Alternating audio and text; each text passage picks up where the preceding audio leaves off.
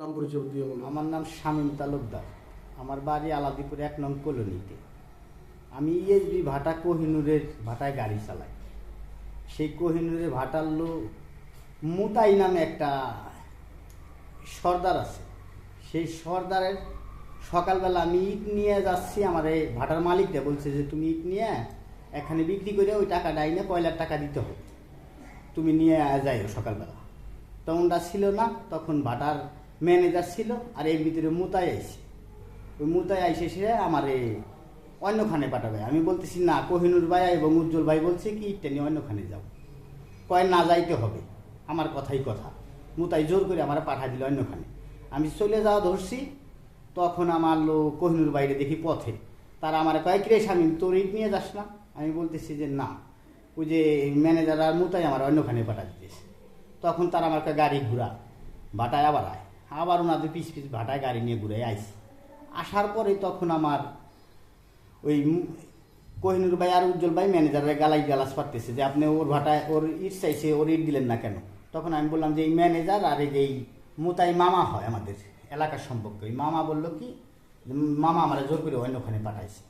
এই কথা বলতেই মুতাই বলে হলো এই খানকি সালতার চোখ উঠাই ফেলাবো। আমি কইছি মামা, আমি আপনাকে সম্মান করি, আপনি আমার মামা, আপনি এই মামা সেটিও গালি দিতেছেন। এর ভিতরে কোহিনুরও ছিল, উজ্জ্বলও ছিল ভাটার মালিক।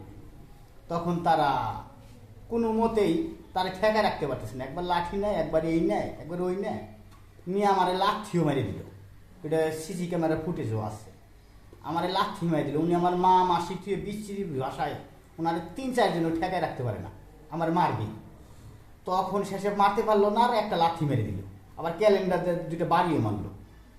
শেষে উনি করলো নাকি কেউ আর মারবে পারলো না, দেখো না জেদ রয়েই গেল। তারপরে আবার উনি অনেক নেশা পানি করে। হয়তো সে সময় নেশা ছিল না। ওই তখন করছে নাকি পাকা। আর উনি আমলিকপন্থী খুব, ঠিক আছে, আমলিকের খুব একটা বড় প্রভাবশালী লোক ছিল সে। বাড়ি কোথায়? বাড়ি মাদারপাড়া, এক নামে সবাই চিনে, মোতালেব নাম, মুতাই করে। ও একটা আমলিকের খুব একটা প্রভাবশালী লোক ছিল, খুব অন্যায় ন্যায় জুলুম করে একা সবার সাথে। আমার এলাকার লোক সবাই জানে, এরা অত এলাকার সবাই জানে যে ও একটা বিশৃঙ্খল, ও একটা মানে খুব খুব বিরক্তকর একটা মানুষ, সবাই এটা জানে। তখন আমি চলে এসেছি, উনিও চলে গেছে। চলে যায় সেটা এখন আমার কোহিনুরের ভাটার মালিক বলতেছে শামীম যাও তাহলে তুমি ইট নিয়ে যাও, সেটা কয়লার টাকাটা নিয়ে এসো। তখন আমি আর একটা গাড়ির সাথে করে নিয়ে গেছি, যাওয়া ধরছি। ওই শওকত ইন্দ্রনারায়ণপুর শওকত স্কুলের ওই মুসারে উনি করছে নাকি যে সেটা ঝোপের ভিতরে পলাইছিল। ওই বাঁশের 4 ফালা করে 2 ফালা করে বড় একটা বাঁশ, সেই বাঁশ নিয়ে দিয়ে গর্তের থেকে উঠে আসার সাথে সাথে করছে নাকি, আমি কই মামা খারান। এই কথা বলতে উনি আমার ধাম করে এই যে গিরাটা পাইছে বাড়ি দিয়ে আমার এক গিরার এই মালইটা ছুটে ফেলাইল। এই গিরার মালইটা ছুটে ফেলানোর পরে আমি পড়ে গেলাম। পড়ে যাওয়ার পরে আমার পিঠ দিয়ে এই হাত দিয়ে 3-4টা বাড়ি মারল। তখন আর আমার উঠার শক্তি নাই, কিছুই নেই। তখন আমার এই লোকজন আসলো, আরও সে সময় দূর করে পালায় চলে গেল। আমারে সবাই উঠে নিয়ে সদর হসপিটালে ভর্তি করলো। কখন এটা ভর্তি করলো যে বেলা 9টার ভিতরে। না, এটা হলো প্রথম রোজার দিন। ঘটনা কবে? ঘটনা প্রথম রোজার দিন সকালবেলা। আমাদের ভাটার কাজ হয় সকালবেলায়। তখন শেষে আমার নিয়ে আসলো। আসার পরে ধরেন ওই কোহিনুর ভাই ভাটার মালিক, সে আইনে যে ক্লিনিকে আমাদের সঞ্জয় সিনহা রাজবাড়ী মেডিকেল সেন্টারে যে অপারেশন করলো। অপারেশনে প্রচুর টাকা ব্যয়বহুল খরচ হয়েছে। এর ভিতরে কোহিনুর ভাই কিছু টাকা দিচ্ছে, আরও কিছু টাকা হয়েছে, প্রায় 50 থেকে 60 হাজার টাকা চলে গেছে অলরেডি। এবং কি ডাক্তার বলে দিচ্ছে আমার 6 মাসের উপরে আমি উঠতে পারবো না, আমার এই জায়গার রটমট ভরা, আমার এই টোটাল পাও টাকার এই খুব ভয়ঙ্কর অবস্থা। আমি 6 বছরের ভিতরে কোনো কাজ করতে পারবো না, যে 6 মাসের আগে। এর ভিতরে আমার ধরেন এই অবস্থা, আমি এই অবস্থায় আছি। কি চান এখন? আমি চাই এটা, আমি দেখেন আমার 6টা সন্তান, এই যে 3টে সন্তান, মা একদম অসুস্থ, বউ সালমান দিয়ে আমরা মোট 6 জন। আমি কামাই করে আমি নসিমন চালাই, আমার এই কর্মস্থানে এই নসিমন চালাই, খাই করে বা। কিন্তু আমার এখন আর এই সেই কর্ম আর করার ক্ষমতা নাই।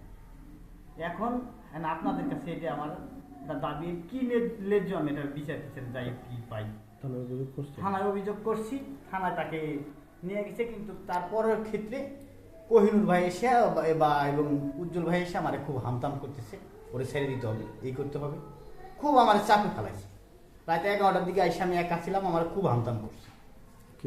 এটা করছে কোহিনুর ভাই করছে, উজ্জ্বল ভাই করছে, সাথে আর একটা আমাদের মেম্বার ছিল, আর একটা লোকও ছিল।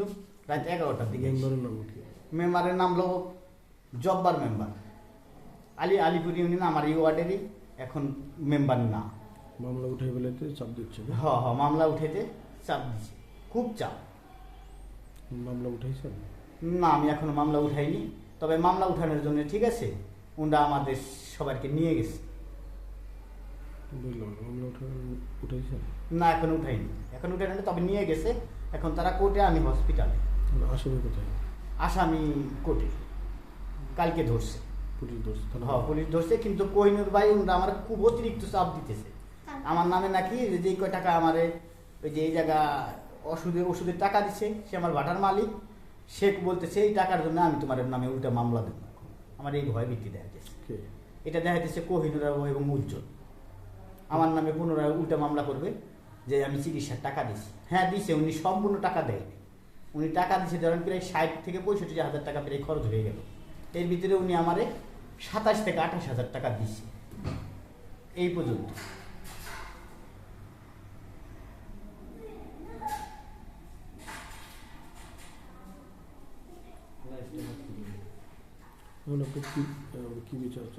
এখন বিচার চাই আমি, এই যে 6 মাস বসে থাকবো, আমার এই লাইফটাই বাদ, আমার এই খামাখা, আমি খুব কাজের লোক, আমি নসিমন টসিমন চালাতাম, অনেক খাটনিদারি কাজ কাম করতে পারতাম, এখন আর আমার দ্বারা সম্ভব না। এখন আমি এর সূক্ষ্ম একটা বিচার চাই।